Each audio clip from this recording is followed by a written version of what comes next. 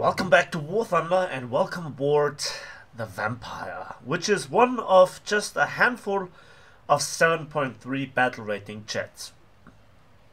Now 7.3 is not making the big difference you might think at first, because you just have a lot of 7.0 jets and even more 8.0 jets, so you get either a little down tier to fight with 7.0 jets to which you actually belong. I mean, the Vampire always could have a 7.0 battle rating and nothing would change.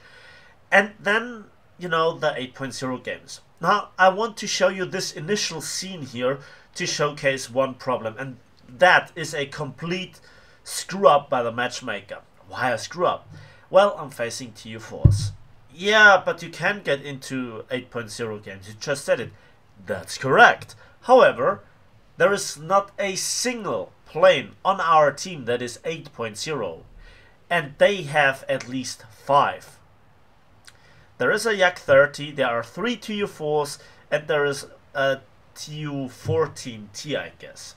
And you can see this TU14 here is, or this TU4 here, is at rather low altitude, and I got a good amount of hits into his inner wing, but he did not really care. And that was after side climbing in full expectation of TU4 above our base. That's the best thing that I could do. And performance wise, this plane is fully upgraded at this stage. And of course I get a hit in the engine, and there is a second TU4, and yeah, he's already dropping the bombs, so I'm not in front of our base enough. I screwed up that shooting, but I couldn't correct it because I was stalling out. You just simply can't deal with TU4s effectively if they are not making a mistake. And making no mistake is very easy in the TU4. You just fly in a straight line. It's practically insta auto win. Then I go into a head-on against this TU4, I correct my aim and take him out, but I get taken out by his last fired API bullet, it seems like. And that's the match, and we get bombed out, the base gets destroyed, and we will lose the match. And that is just, it happened to me 3 times so far in this plane, so I don't know if this is just coincidence with the Vampire, or rather the 7.3 is more of a curse than you would think. So next, this battle here is one of the longest battles that I've played recently. It goes for around about 40 minutes, and I want to edit a lot of things out to, compress the video, to just give you, not the boring parts, because we all know how the boring parts are. You try to get speed, zoom climb, try to get speed, zoom climb again, then short engagement, and then that's it. So this is like 5 minutes later. I cut out a lot of climbing, and we are in, in the skill area. We are in the clouds. Yeah, that's sarcasm. And I just fly into the direction of the enemies. Now, I have not really talked about the Vampire itself. And at first you might think it's just another British jet. And that is true to a certain extent. First of all, it is a jet, again, being equipped with 4 Mark 5 Hispanos, but they are mounted at the bottom of the fuselage, so you actually have to overall aim like the MiG-9, which is very surprising because the muzzle velocity is much higher. Then the Vampire flies to a certain degree like the German Me-262. It doesn't have the greatest acceleration, and it also lacks the top speed. However, the Me-262 has a top speed of around about 1,000 kilometers an hour, and I spotted here the contrails of the Horten 229. He was completely oblivious. Another contrail right below me, an Me-262, and then he popped up. So I have my first kill in the back, but I run through 1/3 of my ammunition, and that is the next part. Those guns are great if you know how to lead them. You might think, yeah, nose mounted Hispanos, yeah, it's easy. I have problems with Hispanos. Especially if you switch from 50 cals to the Russian and the German armament, then back to the Hispanos, you tend to overlead a little bit. And now I killed another Horton, Me262 Narwhal comes into the way, double kill, nice right there, and I simply avoid the other Me262A coming out of the clouds. And that is actually the perfect map to showcase, and one of the reasons why I wanted to showcase that. Why is that? Well, another hit here on this Me262 that deletes a vampire of mine, and I just can't make the finishing blow, sadly. And yeah, Me262s, they are tanky, I have to say. They can take a bit of damage overall, but I get a kill assist out of it, so again, 3 very quick kills in the beginning and 1 kill assist. And you know, for those rather small chat matches, that is very important. So again, the vampire, it accelerates not that fast. You get to around about 600 kilometers an hour, where you then should, or 650 depending on your upgrades, and then you should go into the zoom climb. Again, the recommended upgrade way is to focus on the Hispanos to get them performing very well. Again, I use the stealth belts and not the air target belts. It just seems to be more reliable. That's just my experience, because for head-ons you have the AP shell and that just does the job. Again, the G-suit would be something very nice because you turn a lot, and this plane really excels at elevator turning, but it's not that great when, you know, something is rolling. So you're a bit like a Horton in this respect. Again, the wings repair and the cover make this plane really, really nice. Now, the one missing upgrade performance-wise is the compressor at this moment, but I'm about to research it, and then I go for the ordnance and the G-suit.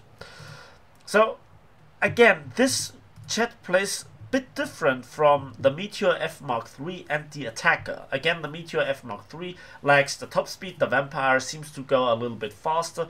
I breached 900 and something once without ripping my wings. Funnily enough, I did not rip my wings at all in this patch in chats, but I did not really, you know, try it. Now at this moment I try to get back to base, and I have no ammunition left, which is bad. But I play with the thought of, you know, baiting them probably. You often see games with the Griffon Spitfires F Mark 24, which are excellent planes and really deserve the battle rating. If flown right, they can pressure, or they can put pressure on jets like nobody else. They just have the acceleration.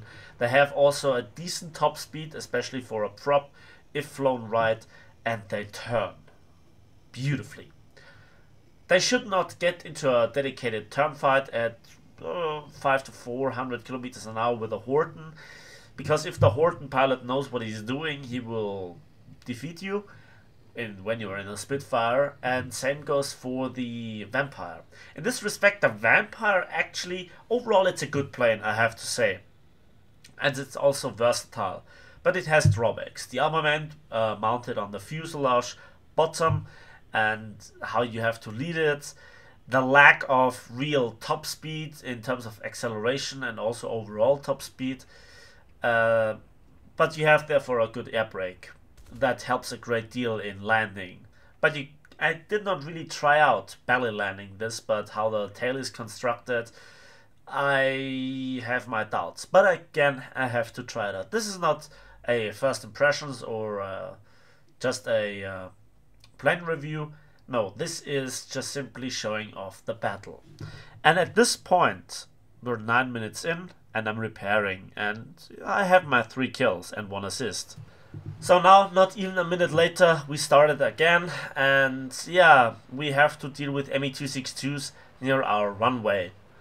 And those guys have a lot of speed under their wings. I tried to snipe him. One thing that I really have to mention about these guns, it's not just difficult to lead, but also to aim. Why is that? Because of the guns being mounted on the bottom of the fuselage, you actually have to deal with the recoil. In other planes, you don't have to do this. Now, if you aim and you fire, the plane will tip down a little bit, throwing off your initial aim. And you also have to take that into account, which is, you know, very, very dubious, let's put it that way. It is correct, to be honest, but it is just difficult to handle, especially when we're coming from the Meteor or even the attacker, which do not have to deal with that.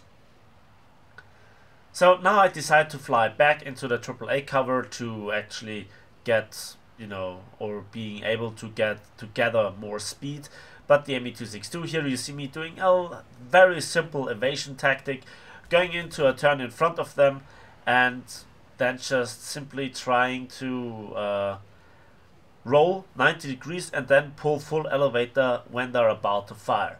You have to time it right, but against MiG-9s and Me-262s with their not very turn fight capable planes, and also which have difficulties to correct their aim, and low master velocity guns, they just can't deal with that. And even if you have to face other Hispano-like cannons yourself, this is a great tactic against R2Y2s, against the naval selection of jets of the American lines, if you're playing on Hokkaido, or the exercise for the preparation on the landing for Hokkaido, something like that, long name for that map.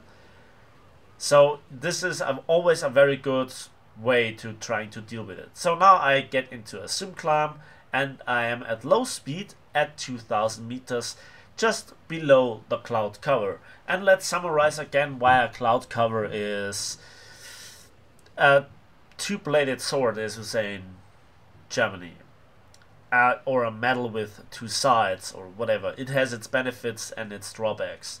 For the low battle rating jets, you know, from 6.3, 6.7 to 7.3, you lack the acceleration of higher tier jets and you still are mostly maneuverable. But you always have to deal with the drop in performance at higher altitudes.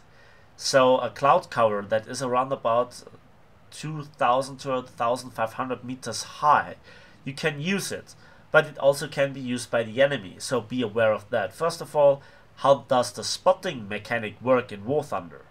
Well, simply, if somebody is spotted by one player, it also gets spotted by another player that is, you know, behind cover, maybe behind a hill, or it also sees through cloud covers, at least the red box.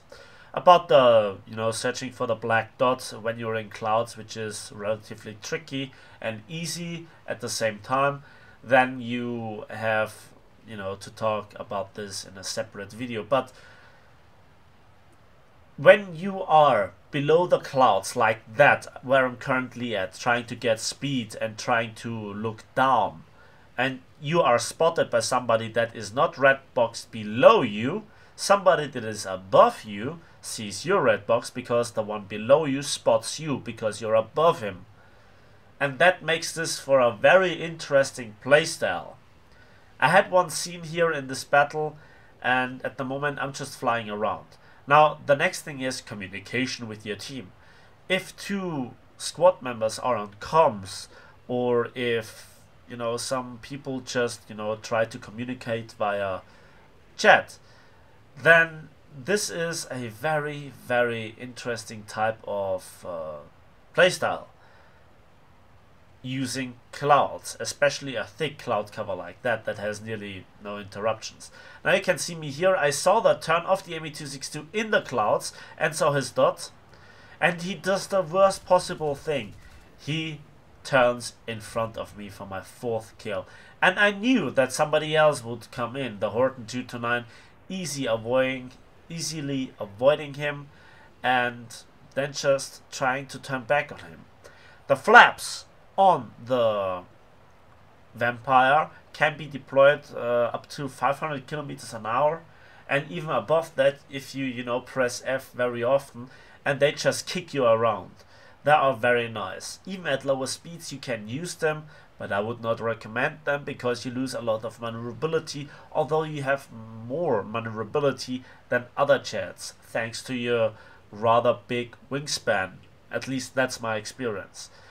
So you don't have the speed range of a MiG-9 late, you don't have the top speed of a Horton or Me-262, and you don't have the best acceleration, but you can turn without ripping your wings. Pulling 11G for a longer period of time seems to be no problem, at least upgraded. So in this respect, what is the playstyle? Yeah, it's difficult to say. You see, when you look at the direct competitors in the same tech tree, in the British tech tree, you have the Meteor, which is better at turn fighting and has better gun placement. It seems to be not like even a half a meter difference where the gun sits, but they are effectively directly different. Then you have the Attacker, completely different gun layouts in terms of where the Hispano sits, which are in the wings, but you have more top speed. But you still can reasonably well turn. Not very good, but you can turn on somebody. And then you have this one. And this one seems to be jack of all trades, master of none. Fully upgraded, you have a decent bomb selection and rocket selection, but not that comparable to the Attacker, or at least at first sight. You can upgrade to 2 1,000-pound bombs and 8 RP3 rockets on this one, whereas for example on the Attacker you have 2 500-pound bombs or 2 1,000-pound bombs or 12 RP3s. So the difference is not that great, but it's also not bad. One hit on the Horton, sadly no decisive one. So now I try to engage this Me-262, and he's actually a smart player. He doesn't fully commit into the head-on for a too long time, and the Horton 229 actually turns on me. Again, rolling out of the way, easy tactic, not too much loss in speed, and overall the Me-262 tries to force another head-on. Again, I butcher my aim. It sometimes is difficult because I had actually a different convergence in this one. I still had the convergence from the F84 gameplay, which are 600 meters, and I was aiming like I would have 500 meters, and I also was not taking into account the dip that you get when you pull the trigger and also the bottom mounted guns. In later matches I got to it, but I never had as intense game as I have here. So you can see the Horton 229 tries to pressure me, and I decide to just turn on him and use my little bit of altitude advantage. Now he does not turn as sharply as he could, and going into a turn fight against the Horton is tricky to say the least. So I have in front of him, and I should have led a little bit more. You saw here one spark, and that was literally a spark, not enough damaging hit. And the Horton seems through. So the Horton does not seem to lose initially that much speed. I have flown my Horton not in a long time, but from what I remember, when this plane has speed, it keeps it. It's a flying wing. It has very unique, very fantastic flying characteristics. And you can see here the problem of the Vampire. For a 7.3 battle rating jet, it doesn't have the acceleration and the top speed. Also, it doesn't have like overdrive, what do you want to call it, or 110/108% engine power, like for example the MiG-9 late does have. So yeah, you need to just simply deal with it. So what happened to this point right now? Well, I cut out like 10 minutes of just flying around. And the funny thing is, in this respect, I went back to base, I landed, repaired, rearmed, and then went back into battle again into the clouds. And that was the scene when I heard engines behind me, and I looked back, saw the contrast, but didn't see the Me-262, and I just made an invasive maneuver the second he opened fire and avoided him.